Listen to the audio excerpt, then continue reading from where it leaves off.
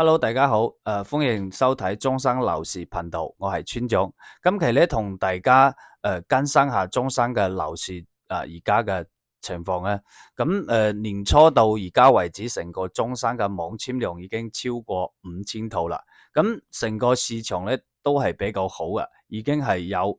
往上邊對於往年嚟講咧係有一個上升嘅狀態。不過咧呢啲數據我哋統計咗之後咧。全部帶有地鐵口、有地鐵加持呢啲片區嘅話咧，佔比可以達到成個成交量嘅80%嘅。呢啲地鐵口旁邊啲物業咧，通常咧都係比較穩定啊、保值啊。第一站咧，我哋更新下馬鞍島上邊嘅香山站。站邊嘅300米之內咧，中興嘅智慧城啊，咁15000幾到16500嘅價錢，而家咧屬於清盤嘅階段啦。咁入邊仲有60到70平方嘅，總價60幾萬，均價去到9000幾蚊嘅公寓可以選擇嘅。咁距離佢地鐵口700幾米嘅招商真灣府13000幾仲有旁邊嘅粵海城有啲單位咧仲可以睇到海景嘅。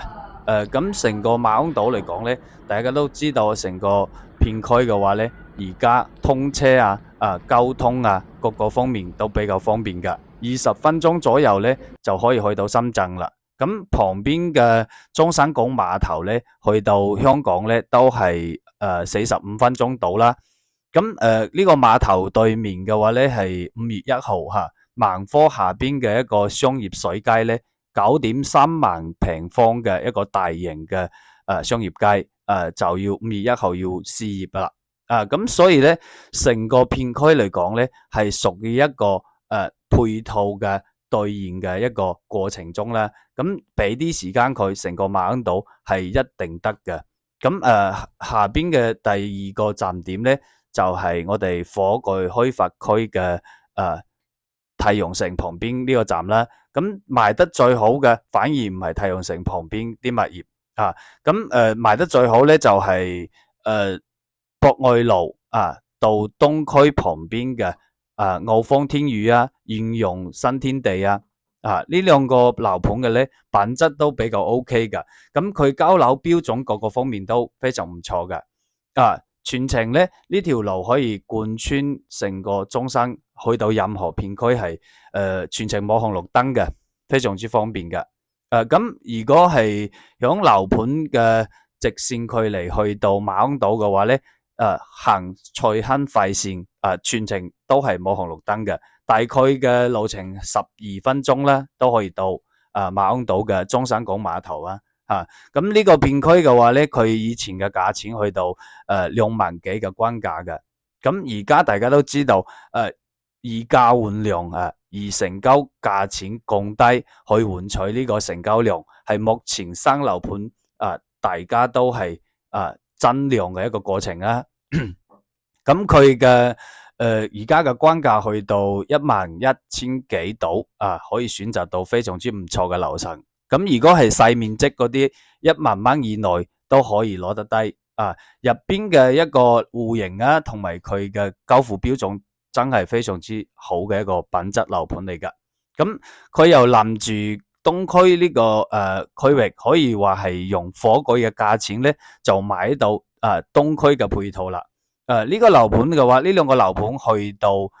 直線距離去到旁邊嘅商業圈啦，3分鐘嘅路程可以去到 Coco City又可以去到富日城咁呢條路嘅話咧非常之方便嘅。呢條長江路咧又可以去到未來嘅東區嘅城市嘅新中心旗杆新城，都係5分鐘嘅路程咁火炬博愛路呢兩個樓盤賣得好嘅話咧，都係非常之正常啦，因為佢地理位置又有好嘅價錢，當然可以賣得好好啦。咁第三個站點咧就響我哋嘅旗杆新城呢個片區嘅話咧，都屬於一個新區，旁邊嘅全部有大4代住宅又有108嘅商業圈啦，仲有一個寶龍城嘅一個商業體不過咧佢需要一個建設嘅過程，因為呢啲商業配套嘅話咧係要往後邊去等等嘅。而家現有嘅話咧，學校都有，跟住佢嘅人才公園啦都可以用吓，咁再就而家就差啲商業圈啫啊，咁佢直線去到嗰個富日城旁邊嘅現有嘅商業咧，就大概去到3到5分鐘嘅路程啊，去到中山嘅生武咧都係10分鐘左右啦。咁呢個區入邊嘅話咧，賣得比較好嘅就係寶龍城呢個樓盤啦，因為呢個樓盤入邊咧，佢嘅價錢首先講價錢係非常之低，成個區入邊奇宮新城入邊係最低嘅。咁佢嘅戶型啊都做得比較唔錯，90幾方可以做到3房，總價咧就係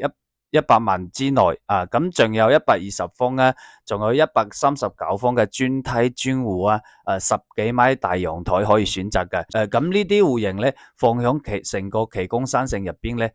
有佢好嘅，比佢貴好多啊，咁有啲仲有冇佢咁好嘅，都賣得比較高啊，旁邊嘅保利天郡咧都一直賣得15000幾，佢而家均價去到10000到12800嘅一個均價。所以咧，佢嘅成交量係有價錢嘅加持，同埋地理嘅配合。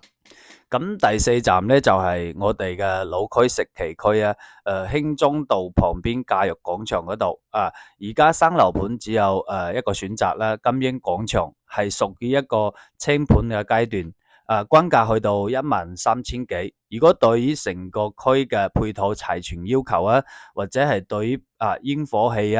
生活配套比較方便成個人流量又比較大，有人氣嘅地方咧，咁呢個選擇係比較唔錯嘅呢個樓盤啊。咁最後一個咧係東區嘅益翠苑啦，我哋新鴻基地產嘅，咁佢嘅園林設計同埋佢嘅戶型做得非常之唔錯臨近嗰個紫馬嶺公園啦，同埋我哋中生日報CBD 呢咁嘅中心位置嚟講，佢以前價錢係賣到20000零蚊嘅，咁而家嘅話咧，真正係呢兩日清盤階段啦，價錢去到12000到12500嘅價錢可以選擇到唔錯嘅樓層啦。刷到呢條片嘅話，如果有近期想置業中山嘅朋友或者係對中山唔了解想了解多啲嘅可以隨時 call 我咁下邊嘅話咧，跟住落嚟我會更新下有地鐵口呢啲樓盤嘅評測深度嘅評測啦，俾到大家多謝支持。